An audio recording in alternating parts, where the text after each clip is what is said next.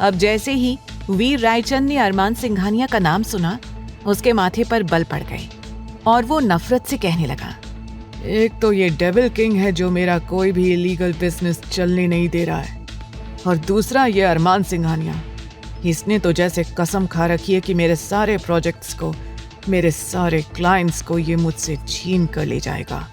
बस एक बार मुझे मौका मिल जाए, फिर मैं इन दोनों को एक बार में ही अपने हाथों से मार दूंगा, छोड़ूंगा नहीं मैं इन दोनों को।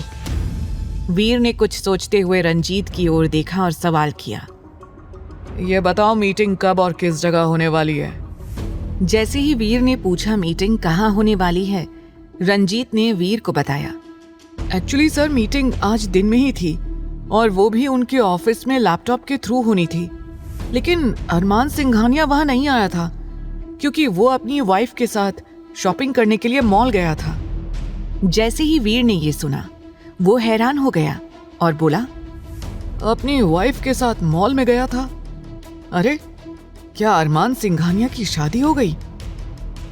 वीर रायचंद मन ही मन सोचने लगा, अरमान सिंघानिया की शादी कैसे हो सकती है? उसकी शादी रोकने के लिए तो मैंने उसकी होने वाली बीवी के बॉयफ्रेंड को अगवा करवा लिया था, तो फिर ऐसा कैसे हो सकता है? और इस मामले में मैं इतना लापरवाह कैसे हो सकता हूँ कि मुझे कुछ खबर ही नहीं है? वो धीमी आवाज में बड़बड़ाया, उस लड़की ने अरमान से शादी कैसे कर ली और किसी भी न्यूज में उसकी शादी की खबर नहीं आई? It's strange. तभी रंजीत ने कहा, सर, अरमान सिंघानिया ने अपने दादाजी की तबीयत की वजह से शादी की है, और मुझे एक और बात पता चली है।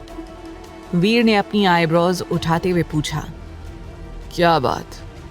रंजीत बोला, सर, ये पता चला है कि जिस लड़की से अरमान की शादी होने वाली थी, वो शादी के दिन ही भाग गई थी, और उसके बाद सिंघानिया परिवार ने अपनी इज्जत बचाने के लिए अरमान की शादी किसी और लड़की से करवा दी। अब जैसे ही वीर ने ये सुना, वो जोरों से हंसने लगा और बोला, क्या वाकई ऐसा हुआ है? अगर ये सच है तो ये खबर हमारे लिए बॉम्ब ब्लास्ट से कम नहीं है। हम कल सुबह ये खबर अरमान के ऊपर फोड़ेंगे, और मैं देखता हूँ कि उसे फॉरेन क्लाइंट्स के प्रोजेक्ट्स कैसे मिलते हैं। वीर रायचंद मुस्कुराते हुए बोला, भले ही तुमने शादी करके अपनी इज्जत बचा ली हो अरमान सिंघानिया, लेकिन ये बात तो सबको पता चलनी चाहिए कि तुम्हारी दुल्हन शादी वाले दिन फरार हो गई थी। वो हल्का सा हंसा और फिर बोला, मुझे अब अरमान को नीचा दिखाने का मौका मिल चुका है, लेकिन इस डेविल किंग का क्या करूं जो छुपकर हम पर वार करता है। तुम कुछ भी करो और उसे मेरे घुटनों पर लेकर आओ। वीर की बातें सुनकर रंजीत की आंखों में डर दिखाई देने लगा, लेकिन उसने अपनी गर्दन नीचे झुकाई रखी ताकि वीर उसकी आंखों में डेविल किंग का खौफ देख न ले। रंजीत घबराते हुए सोचने लगा, सर को इस बात का एहसास नहीं है कि डेविल किंग एक तूफान है जो सिर्फ कुछ ही पलों के लिए नजर आता है और सब कुछ तहस नहस करके चला जाता है। हम उसे घुटनों पर कैसे ला सकते हैं? डेविल किंग के बारे में सोचते हुए अपने आप ही रंजीत के माथे से पसीना निकलने लगा। उसकी आंखों के सामने वो नज़ारा घूमने लगा जब हाल ही में कुछ लड़कियों को वीर के कब्जे से छुड़ाने के लिए वीर ने उस जगह में आग लगा दी थी। रंजीत के मन में डेविल किंग के नाम का खौफ बैठ चुका था।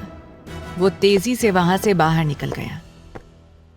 वहीं दूसरी ओर आस्था को अब होश आ गया था और उसकी नज़र अपने आसपास की जगह पर पड़ी। आस्था ने कमज़ोर आवाज में कहा, ये मैं कहाँ हूँ? मुझे ये जगह इतनी अजनबी क्यों लग रही है? कहीं मैं मर तो नहीं गई? मैं किसी और दुनिया में तो नहीं आ गई हूँ? आस्था के दिमाग में हमेशा से इस तरह की बेबुनियाद बातें घूमती रहती थी। हर एक्सीडेंट या बड़ी चोट के बाद उसे यही लगता था कि वो मरकर स्वर्ग में आ गई है। वैसे भी ये कोई हॉस्पिटल का कमरा नहीं लग रहा था, क्योंकि इस वक्त वो अस्पताल के बेस्ट वीआईपी रूम में थी, जो पूरी तरह से एक होटल के कमरे की तरह लग रहा था। तब आस्था ने सोचा, लगता है भगवान जी ने हमें अपने पास बुला लिया है, इसलिए वो अपने स्वर्ग के दरवाजे के कमरे में हमारा इलाज कर रहे हैं, लेकिन कान्हा जी ने इतनी जल्दी हमें अपने पास क्यों बुला लिया? अब हम डॉक्टर कैसे बनेंगे? अपना सपना कैसे पूरा करेंगे? और अपनी नानी माँ का ख्याल कैसे रखेंगे? आगे की कहानी जानने के लिए देखें अगला एपिसोड सिर्फ पॉकेट एफएम के YouTube चैनल पर। और तेरे इश्क में के सारे एपिसोड्स को सुनने के लिए डिस्क्रिप्शन में दी लिंक से डाउनलोड करें पॉकेट एफएम ऐप।